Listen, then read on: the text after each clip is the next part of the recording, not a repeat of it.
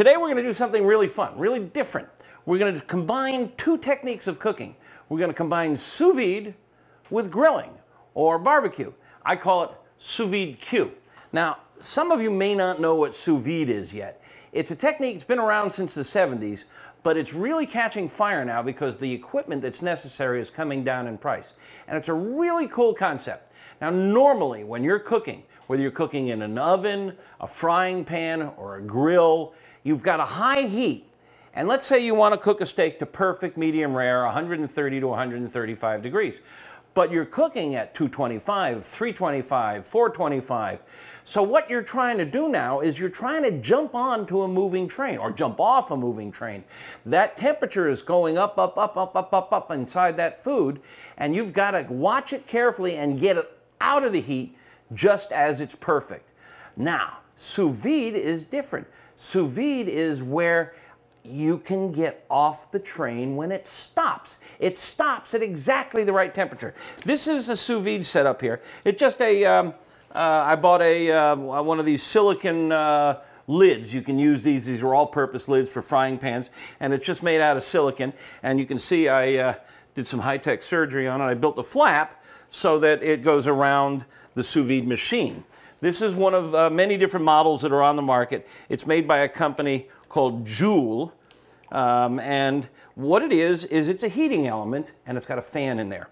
And you sit it inside of a pot. You can put it inside of a beer cooler, and it warms the water, and you set the temperature on a smartphone. And you can tell, or an iPad or a computer.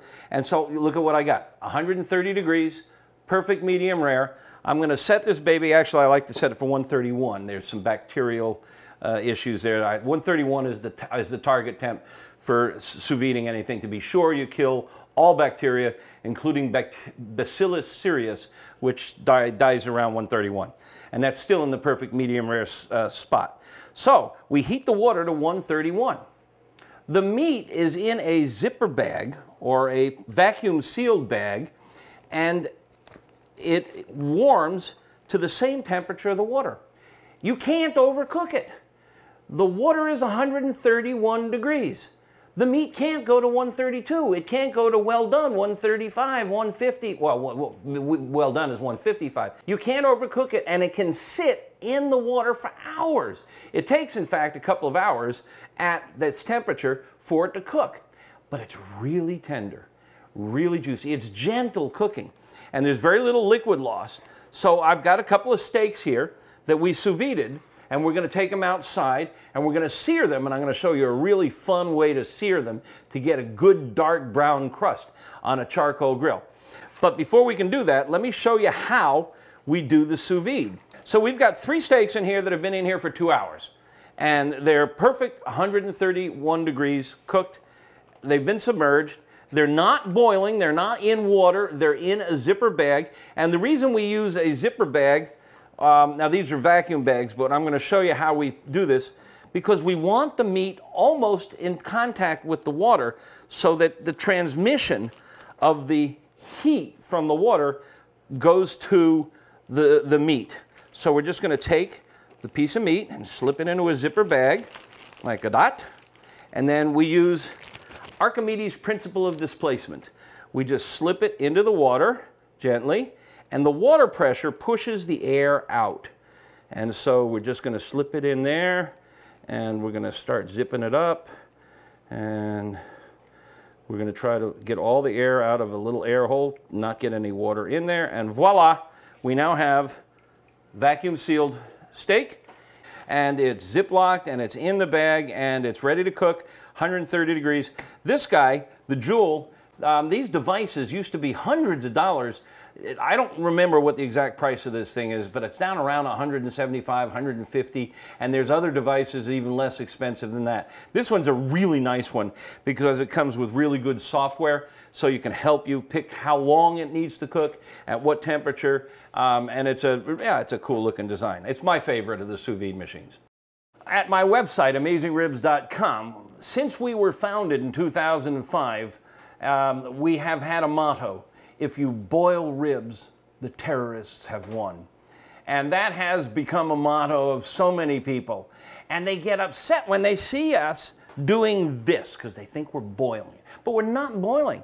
It's 131 degrees. We're a long way from boiling, and it's not in contact with the water. So water is a solvent. Water will take flavor out of food. You boil ribs, and you will take flavor out of the food. You boil a steak, and the water will turn brown. That's how you make a stew. Water is a solvent. That's why you clean your hands with it. But it's not in contact. It's outside. It's warming the meat inside the bag. And it's a great technique. You can do vegetables, you can do carrots, you can do eggs, you can do fish, you can do, you name it, you can do it in the sous vide system. Now, a lot of people think, well, that's just not barbecue. But when you see how we finish this, then you make that argument to me. But there's one problem, and you'll see when we take it outside and we grill it, it's butt ugly. And we're gonna fix that on a high temperature Afterburner grill. Okay, now we've already sous vided these guys, which means they're cooked to a perfect 131 degrees. They're medium rare. They're done inside. But the problem with sous vide is, look at that steak. Can you see that, baby? It is just butt ugly. And you want a sear on the outside of a steak. That sear is a chemical reaction. It's called the Maillard reaction. It's when heat converts the proteins and the amino acids and some of the little bit of reducing sugars in here, and it creates new flavors. And that's the crust of a steak, the crust of a prime rib roast. Everybody loves that crust. So what we're going to do is we're going to build the crust really fast because they're cooked. We don't want to put it in the oven or in the grill and overcook them. They're exactly medium rare in the center, 131 degrees, and that's maximum juiciness and flavor. So what we're going to do is we're going to put a grate on top of this charcoal chimney. Now, energy. We're talking energy. Energy is much more important than heat, much more important than temperature. Each one of these briquettes is an element of energy. One layer of them is hot. 2 layers of them is twice as hot. 3 layers is 3 times as hot. We've got about 6 layers of energy of charcoal briquettes built up in here. So that's a massive amount of energy built up in here. So we're coming out of here. That's well over 1,000 degrees. I call this the Afterburner because it's like the back end of an F-16. And so we're going to take this steak and we're going to throw it on here. Can you hear it? And it'll start sizzling, and it'll take about 3 or 4 minutes per side max, and you've got to keep turning it because it'll burn. We've already got some grill marks. I recently did this for a sous vide conference and did 500 of these in 4 hours in 100-degree temperature. I had 3 of these babies lined up. It was cool. And I was putting 2 on at a time.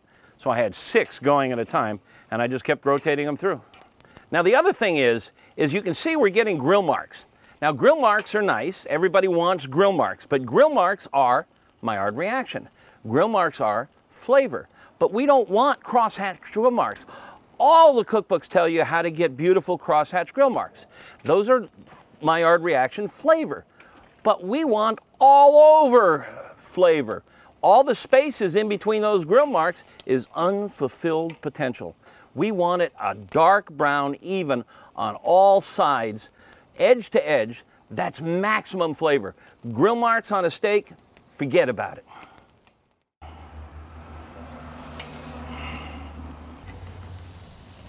Now look at that. Look at that. That is packed with flavor. Let's see what she looks like.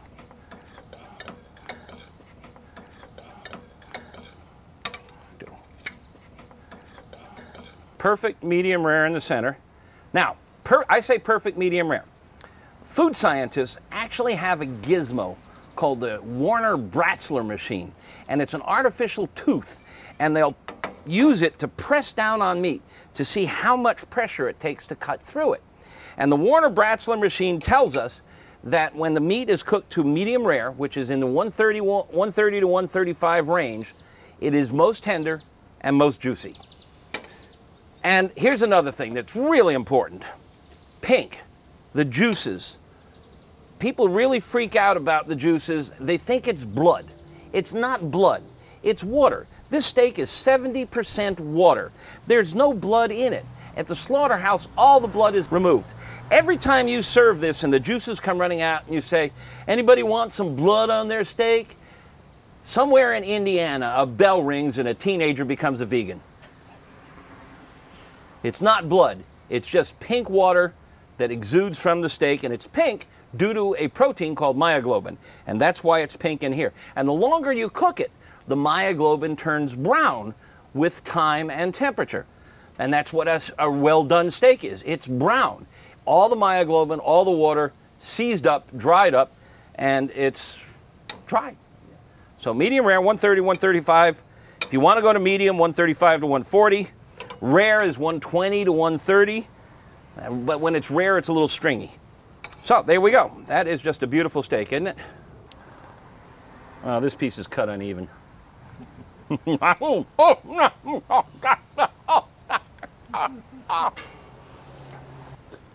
That's what steak's meant to taste like. That was not an act. Okay, I've got cherry tomatoes, and we just picked them the other day.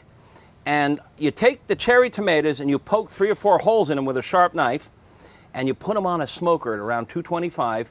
It takes 5 or 6 hours, but they shrink down to like raisins. They're soft like a raisin.